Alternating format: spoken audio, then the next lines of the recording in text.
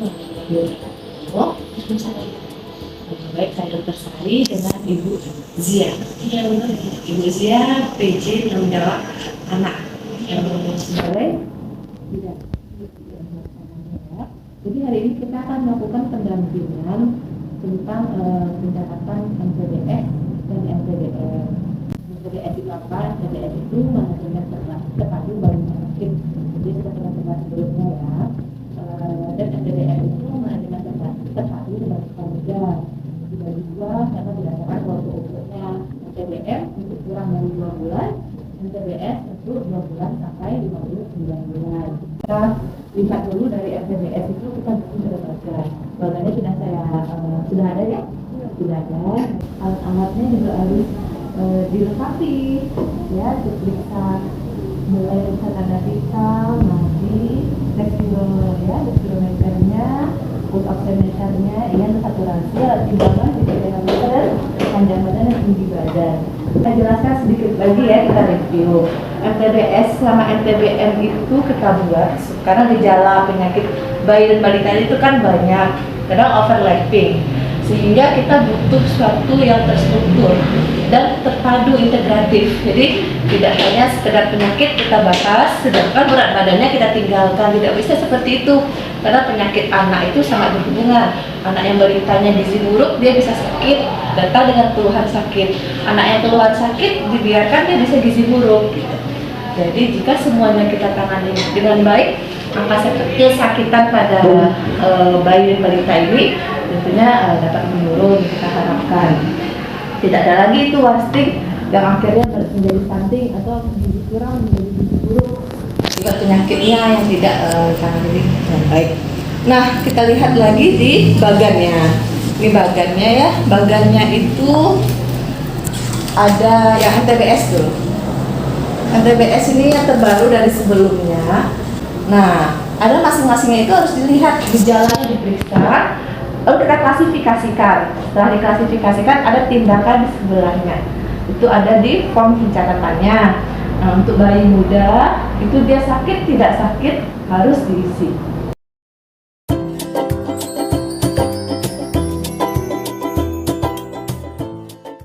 Baik, atau kita mulai saja ya penjelasannya. Kita mulai saja yang sudah Ibu Zia lakukan selama ini, bagaimana nanti sama-sama kita koreksi jika memang ada yang perlu diperbaiki.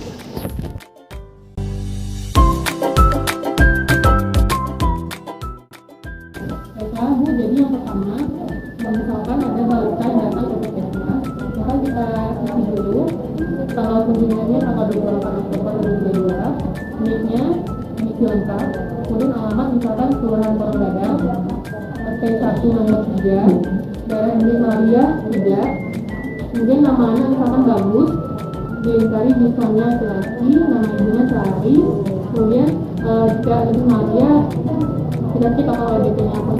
Jadi kalau kita dietkan saja. Kemudian umurnya misalkan 0 tahun 36 bulan, berat badan 18 kilo, panjang badan 104.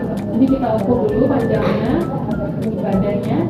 Kemudian kalau kita timbang, misalkan ditimbang berat badannya 18 kilo, kemudian lingkar kepala, lingkar kepala anaknya berapa didapatkan, lingkar kepalanya 51 cm, kemudian suhunya 38 derajat Celcius, dan kita tanyakan anaknya sakit apa. Ternyata anaknya sakit batuk dan demam, maka kita isi di sini batuk dan demam. Kemudian kunjungan pertama, checklist di kunjungan pertama. Kemudian kita setelah anamnesa ternyata tidak ada tanda-tanda bahaya umum.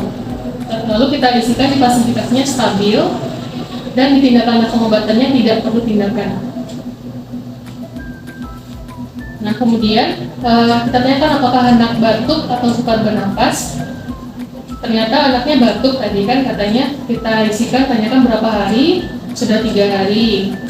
Dan kita checklist juga di sini iya, berapa lama 3 hari, kemudian hitung nafasnya. Kita hitung dengan hari timer selama 1 menit. Nah, setelah dihitung ternyata 47 kali per menit misalnya. Kita isi di sini 47 kali per menit. Lalu ternyata 47 itu kan nafas cepat, maka kita lingkari di nafas cepat. Kemudian kita lihat pada anaknya apakah ada tarikan dinding dada ke dalam atau tidak. Kalau tidak, maka kita tidak lingkari, ada wheezing atau tidak. Kalau tidak juga tidak kita lingkari. Kalau ada kita lingkari. Karena tidak ada, maka kita biarkan saja. Kemudian kita lihat rasio oksigennya berapa pada anak tersebut. Nah, ternyata didapatkan misalkan normal 94% misalnya. Kita isikan di sini. Kemudian dari ini kita lihat di bagian tadi, Bu. Boleh lihat bagian tadi? Jadi banyak. Kasih Bu. Nah, di sini kan Bu.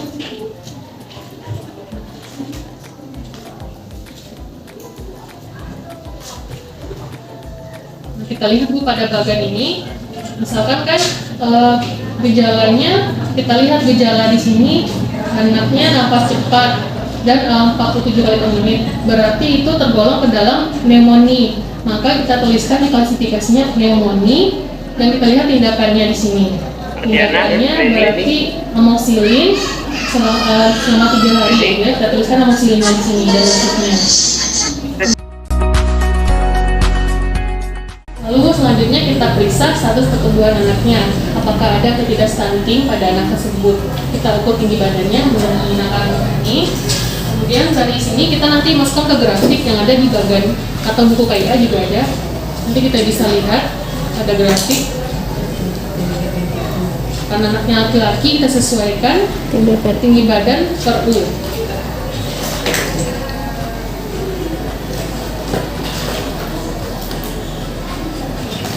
Nah, jadi di sini kita lihat di sini kan panjang badannya 104 dan umurnya 36 bulan. Berarti kita sesuaikan dengan grafik, ternyata didapatkan min 2 SD sampai dengan plus 3 SD, berarti dia normal. Dan di sini kita checklist juga umurnya lebih atau sampai 2 tahun. Jadi kita harus isi lengkap di sini ya. Terus untuk lingkar kepalanya juga kita ukur lingkar kepala anak. Tadi kan sudah didapatkan di awal hasilnya itu 1 cm.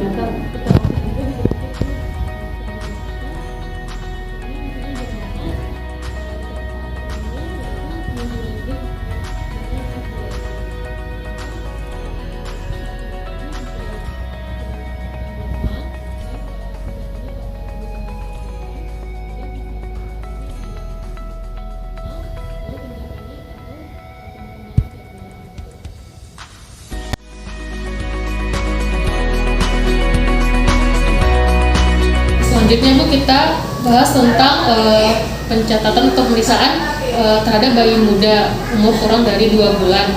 Misalkan pada kasus ini kita isi dulu seperti tadi, tanggal kunjungan tanggal 28 Oktober 2022, NIK-nya diisi lengkap, alamatnya bisa lengkap, Kelurahan Koronggadang, RT 4 nomor 32, lalu nama bayinya Evi, nama dan jenis kelaminnya perempuan kita lingkari, nama ibunya Fani kita tulis di sini. Umurnya misalkan 0 minggu 10 hari. Lalu berat badannya setelah kita timbang 3100 kita isi. Dan kemudian panjang badan menggunakan panjang badan bayi, pengukuran panjang badan bayi hasilnya 49 cm. Lingkar kepalanya kita ukur 36 cm. Dan di sini perbedaannya ada makrosefal, normal atau mikrosefal. Jadi karena 36 cm normal kita lingkari normal. Kemudian suhunya kita ukur 37 derajat misalnya. Lalu kita tanyakan juga bayinya sakit apa, kata orang tuanya. Ternyata bayinya sakit mata dan kuning katanya. Nah, lalu kita isikan di sini keluhan bayi sakit mata dan kuning. Kemudian bayinya kunjungan pertama atau kunjungan ulang karena dia baru pertama kali, kita checklist di kunjungan pertama. Kemudian kita di sini juga ada kunjungan neonatus yang keberapa. Karena usianya 10 hari maka tergolong ke KM3, kita lingkari yang ketiga.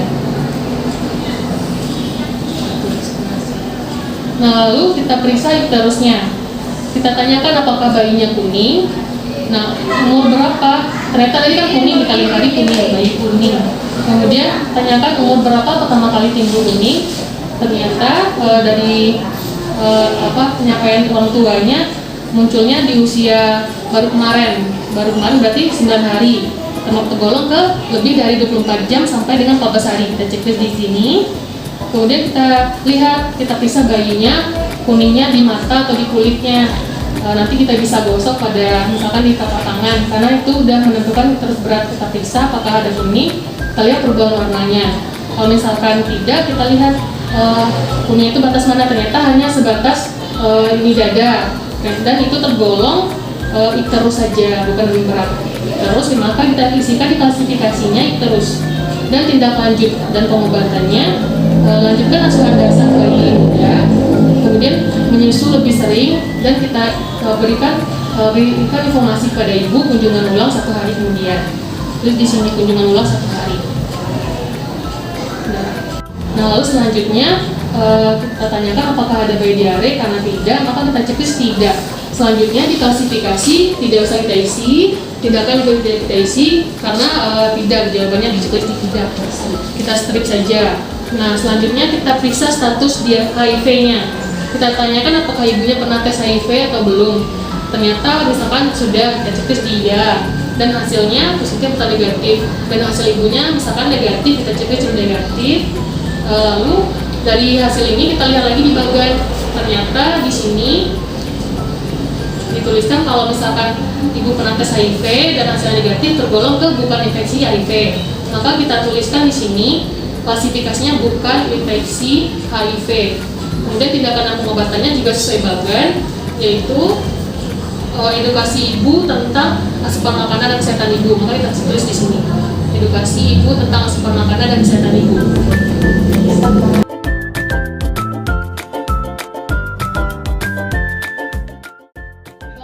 Selanjutnya pemeriksaan status gizinya dan pemberian ASI akan dilakukan oleh teman saya sebagai petugas gizi. Silakan Bu Dewi. Terima kasih Zia. Kita lanjutkan dengan memeriksa berat badan rendah dan masalah pemberian ASI. Pertamanya, apakah bayi diberi ASI? Kalau iya, kita checklist iya. Kebetulan di sini iya, jadi kita checklist di kolom ya. Berapa kali pemberiannya dalam sehari? 9 kali. Kita tulis di sini 9 di kolom kalinya ini. Kemudian apakah bayi diberi makan atau minuman selain ASI? Tidak. Kalau tidak, kita checklist di tidak. Jika iya, kita terangkan apa yang diberikan oleh si ibu. Kemudian jika bayi tidak akan dirujuk, lakukan penilaian tentang cara menyusui. Tapi kalau seandainya dirujuk, kita tidak lanjut dengan penilaian tentang cara menyusui ini. Dalam penilaian ini, lihat apakah posisi bayi benar. Kalau sudah benar, kita checklist di posisi benar. Kemudian, lihat apakah pelekatannya baik. Pada kasus ini, melekat dengan baik, kita checklist yang melekat dengan baik. Kemudian, lihat dan dengar apakah bayi mengisap dengan efektif. Dia mengisap dengan efektif, jadi mengisap dengan efektif ini kita checklist. Kemudian berat badan menurut umur. Di sini kan ada ininya, pembagiannya kurang dari 2 kilo, umur kurang dari 7 hari, rendah dari kurang dari min 2 SD, kemudian tidak rendah lebih dari min 2 SD. Pada kasus ini tidak rendah lebih dari min 2 SD, kita checklist di tidak rendah lebih dari min 2 SD. Kemudian adakah bercak putih terus di mulut? Di sini kebetulan tidak, kita checklist tidak. Kemudian adakah celah bibir atau langit-langit? Kebetulan di sini tidak, kita checklist tidak. Kemudian kita menengok ke bagan klasifikasi dari kasus yang ada. Bayi ini termasuk berat badan tidak rendah menurut umur dan tidak ada masalah pemberian minum. Kemudian untuk tindakannya, anjuran pemberian minum dan higienis baik. Puji ibu karena telah memberi minum dengan benar. Terima kasih ya Ibu Zia dan Ibu Dewi sudah menerangkan bagaimana penerapan LPDS dan LPDM yang didapat sama latihan. Cukup bagus ya Ibu Zia dan Ibu Dewi. Harap ini disosialisasikan kepada temannya, karena bidan dan petugas gizi tentunya tidak hanya Ibu Zia dan Ibu Dewi di puskesmas. Nah itu juga ada dokter. Nanti bisa diterapkan bersama-sama di puskesmas. Terima kasih. Assalamualaikum.